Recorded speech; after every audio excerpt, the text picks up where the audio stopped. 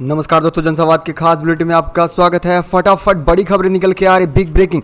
पहली बड़ी खबर निकल के आ रही, बीजेपी का काला चिट्ठा सामने आ चुका है। बताते चलें कि बीजेपी कार्यालय में जिस्म फिरोशी का चल रहा था धंधा, हिरासत में हैं आधा दर्जन युवतियां। जानेंगे इसके बारे में, कैसे बीजेपी की पोलें खुल चुकी हैं, जिस्म फिरोशी का धंधा चल रहा था। वही दूसरी बड़ी खबर में बात करने वाले हैं, 3 राज्यों में विधानसभा चुनाव है, इसको लेकर कांग्रेस हुई है सक्रिय। राहुल गांधी समेत अध्यक्ष करने वाले हैं स्थानीय नेताओं से बातचीत।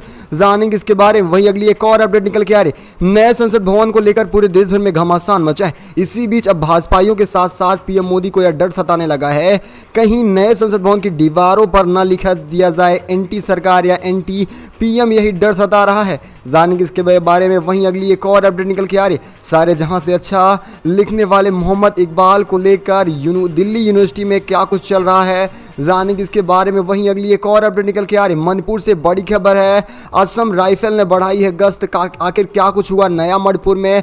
वहीं अगली एक और अपडेट निकल के आ रही, अध्यादेश के खिलाफ समर्थन में जुटे हैं अरविंद केजरीवाल, सभी विपक्षी दलों को एकजुट करने की जद्दोजहद कोशिश कर रहे हैं। अगली एक और अपडेट निकल के आ रही है, कर्नाटका के बाद अब उत्तर प्रदेश की सियासत गरमाई, आजम खान और अखिलेश को लेकर क्या कुछ बड़ी खबरें निकल के आ रही है। सब खबरों को जानेंगे विस्तार से। वही आखिर के बुलेटिन बात करेंगे, कौन कह रहा है भाजपा आरएसएस केवल और केवल छुआछूत को बढ़ावा दे रही है। सब खबरों को जानने वाले हैं एक करके विस्तार से। लेकिन उससे पहले एक छोटा सा निवेदन, अगर आप हमारे चैनल पर हैं तो चैनल का सब्सक्राइब, बेल आइकन जरूर दबाएगा देश दुनिया की सभी फटाफट बड़ी अपडेट को पाने के लिए।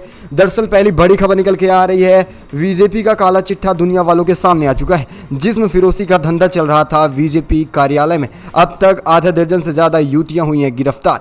बड़ी खबर निकल के आ रही है उत्तर प्रदेश के जौनपुर से। नगर के अंतिम व्यस्त इलाके में आंदोलनगंज मार्केट के बीच स्थित भाजपा नगर दक्षिण कार्यालय के ऊपर एक होटल में चल रहे देह व्यापार का जिला प्रशासन और पुलिस टीम ने पर्दाफाश कर दिया है। मौके से कई युवक युवतियों को भी गिरफ्तार किया गया है। दिन दिहाड़े हुई इस कार्रवाई से अपने होटल अनैतिक कार्य कराने वाले होटल मालिक को भी गिरफ्तार कर लिया गया और साथ ही पूरे इलाके में हड़कंप सा मच चुका है, क्योंकि बीजेपी का काला चिट्ठा अब सामने आ रहा है। किस तरह से युवतियों के साथ देह और जिस्म का व्यापार किया जा रहा था। बताते चले, सिटी मजिस्ट्रेट के नेतृत्व में नगर के अतिक्रमण हटाओ अभियान चलाया जा रहा था। इसी बीच नागरिकों ने सिटी मजिस्ट्रेट से शिकायत की कि गौतम बुद्ध होटल में अनैतिक देह व्यापार का धंधा चल रहा है। बात पता चलते ही इस भवन पर तुरंत छापा मारा गया और उसके ऊपर बीजेपी कार्यालय में आप देख सकते हैं किस तरह से बीजेपी वाले देह व्यापार करें, यानी कि इतना गिर चुके हैं आप देख सकते हैं, जिसकी वजह से शहर का माहौल दूषित हो रहा था। युवकों के शिकायत करने के बाद पूरी तरह से माहौल बिगड़ चुका है और पूरे कार्यालय में छापा मारा गया तो आधा दर्जन से ज़्यादा युवतियां गिरफ्तार हुई हैं। इसी के साथ चलते हैं अगली एक और अपडेट निकल के आ रही है, कर्नाटक फतह करने के बाद अब कांग्रेस की नज़र है अन्य तीन विधानसभा चुनाव में। बड़ी खबर निकल के आ रही है, कांग्रेस अध्यक्ष और राहुल गांधी करने वाले हैं 29 मई को स्थानीय नेताओं से बातचीत। कर्नाटक विधानसभा चुनाव में मिली शानदार जीत के बाद कांग्रेस उत्साहित नजर आ रही है। कांग्रेस पार्टी अब मध्य प्रदेश, छत्तीसगढ़ और राजस्थान की चुनाव की तैयारियों में जुटी है। इस साल के अंत में होने वाले 3 राज्यों में विधानसभा चुनाव को लेकर कांग्रेस की अगली बैठक 29 मई को निर्धारित की गई है। रिपोर्ट के अनुसार बताते चले, सोमवार 29 मई को कांग्रेस अध्यक्ष मल्लिकार्जुन खड़गे और पूर्व अध्यक्ष राहुल गांधी 3 राज्यों में स्थानीय नेताओं के साथ बैठक करने वाले हैं।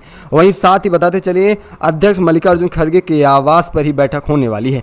तीनों राज्यों के नेताओं सहित हाई कमान को उनके घर पर बुलाया जा रहा है। यानी बैठक के दौरान बताते चलें कि आगामी यानी कि मुख्यमंत्री के साथ भी बैठक होने वाली है। यानी ये निर्धारित हो जाएगा कि आने वाले चुनाव में अगर मध्य प्रदेश और खासकर राजस्थान में जिन्हें मुख्यमंत्री बनाना है उनके साथ बैठक होने वाली है।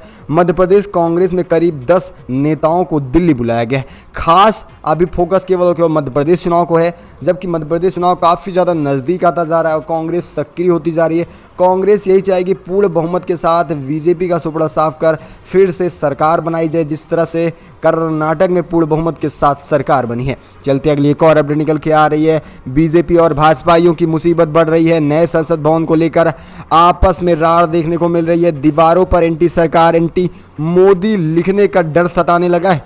नए संसद भवन का कल यानी कि 28 मई को उद्घाटन होने जा रहा है। इसको लेकर राजनीति काफ़ी ज़्यादा गरमाई हुई है।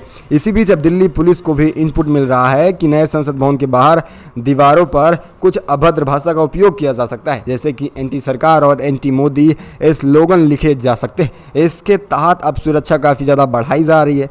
दिल्ली पुलिस सूत्रों के मुताबिक नए संसद भवन के आसपास दिल्ली पुलिस का स्टाफ तैनात किया जा रहा है। करीब 70 पुलिसकर्मियों को केवल और केवल नए संसद भवन के दीवारों के सामने ही खड़ा कर दिया गया है। आपको बताते चलें, नए संसद भवन को लेकर पूरे देश भर में बवाल मचा हुआ है। बवाल केवल और केवल सिर्फ इतना है कि नए संसद भवन का उद्घाटन प्रधानमंत्री के बजाय राष्ट्रपति से कराना होगा, लेकिन वहीं पूरी तानाशाही के साथ प्रधानमंत्री सबसे अग्रसर हैं नए संसद भवन के उद्घाटन को लेकर। दरअसल आपको क्या लगता है, नए संसद भवन का उद्घाटन प्रधानमंत्री द्वारा या राष्ट्रपति द्वारा करना चाहिए? अपनी राय कमेंट के माध्यम से जरूर बताएगा। अगली एक और अपडेट निकल के आ रही, सारे जहां से अच्छा लिखने वाले मोहम्मद इकबाल को दिल्ली यूनिवर्सिटी के सिलेबस से हटा दिया गया है। पाकिस्तान से कनेक्शन बताया जा रहा है। दिल्ली विश्वविद्यालय की अकादमी परिषद ने शुक्रवार को सिलेबस में कई बड़े बदलाव किए और इसकी मंजूरी भी दे दी गई है। इसमें सर मोहम्मद इकबाल को बीएस राजनीतिक विज्ञान से हटा दिया गया है। अधिकारियों का यह कहना है और ये जानकारी दी जा रही है कि परिषद में विभाजन अध्ययन, हिंदू अध्याय और वहीं जनजाति अध्ययन के लिए नए केंद्र स्थापित करने के प्रस्ताव को मंजूरी दी गई है। आपको बताते चले, इकबाल ने प्रसिद्ध लोकप्रिय सारे जहां से अच्छा हिंदुस्तान हमारा गीत भी लिखा था। इकबाल भारतीय उपमहाद्वीप के प्रमुख उर्दू और फारसी शायरों में से एक थे। वह पाकिस्तान के राष्ट्रीय शायर थे। पाकिस्तान के गठन में उनके विचारों का काफ़ी बड़ा योगदान रहा। दिल्ली यूनिवर्सिटी के मिनिस्टर विकास गुप्ता का कहना है कि शुक्रवार को परिषद की बैठक में पाठ्यक्रम और वहीं विभिन्न केंद्र स्थापित करने के प्रस्ताव को पारित कर दिया गया है। गुप्ता आगे कहते हैं, विभाजन, हिंदू और जनजाति अध्ययन के लिए केंद्र स्थापित करने और प्रस्ताव पारित करने के लिए आगे मोहम्मद इकबाल को पाठ्यक्रम से हटाया गया। यह बात बिल्कुल सही है।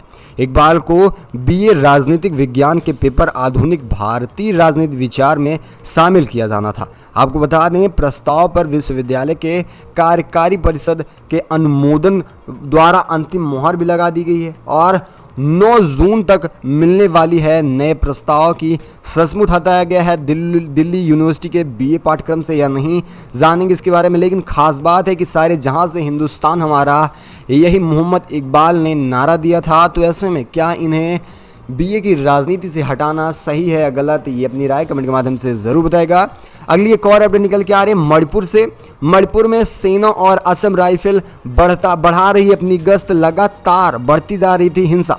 मणिपुर में हिंसा के बाद पूरे राज्य में सेना और असम राइफल की गश्त बढ़ती जा रही है। भारतीय सेना ने बताया कि दोनों दलों के जवानों ने इम्फाल पूर्व और चंद्रपुरम में 2 समुदायों के बीच गोलीबारी की घटना रोकने में पूरी तरह से सक्षम रही। सेना ने कहा कि हथियारबंद बदमाशों ने फायरिंग की और उन्हें इलाकों की तरफ भागते हुए देखा गया और फिर उन्होंने हिरासत में ले लिया, जिसके बाद बड़ा और ऑपरेशन चलाया गया। इधर हिंसा में जूझ रहे मणिपुर में पूरी तरह से अब समाधान निकलता दिखाई दे रहा है, क्योंकि हाईकोर्ट की फटकार के बाद गृह मंत्री अमित शाह 29 मई को राज्य का दौरा करने वाले हैं। वो यहां पर 3 दिन रुकने वाले हैं। इस दौरान पहले शुक्रवार रात इम्फाल में वो रुकेंगे और कर्फ्यू के बीच भी गश्त करने वाले हैं। यानी कि हाईकोर्ट के फरमान के बाद अब गृह मंत्री अमित शाह मणिपुर जाने वाले हैं, जहां पर लगातार दंगा भड़का हुआ था। वहीं बुधवार को विष्णुपुर जिले में एक बार फिर से हिंसा भड़का था, जहां पर बताते चलें बीजेपी मंत्री का घर भी जला दिया गया था और अब तक देखा जाए तो मणिपुर में 70 से 75 मौतें हो चुकी हैं। अगली एक और अपडेट निकल के आ रही है। दिल्ली में सियासत गरमाई। केंद्र के अध्यादेश के खिलाफ समर्थन में जुटे हैं अरविंद केजरीवाल। अब वहीं केसीआर से कर रहे हैं मुलाकात। बड़ी खबर निकल के आ रही है। आम आदमी पार्टी के राष्ट्रीय संयोजक अरविंद केजरीवाल शनिवार को अब तेलंगाना के मुख्यमंत्री चंद्रशेखर राव से मुलाकात करने पहुंच चुके हैं। यह मुलाकात हैदराबाद में दोपहर में होने वाली है। दिल्ली के अधिकारियों ने तलब करते हुए बताया कि केंद्र द्वारा लगाए गए अध्यादेश के खिलाफ विपक्षी नेताओं के समर्थन में जुटे हैं। इस समय केजरीवाल देशव्यापी दौरे पर हैं। इस मुलाकात के दौरान आम आदमी पार्टी के नेता राघव चड्ढा, संजय सिंह और पंजाब के मुख्यमंत्री भगवंत मान मौजूद रहने वाले हैं।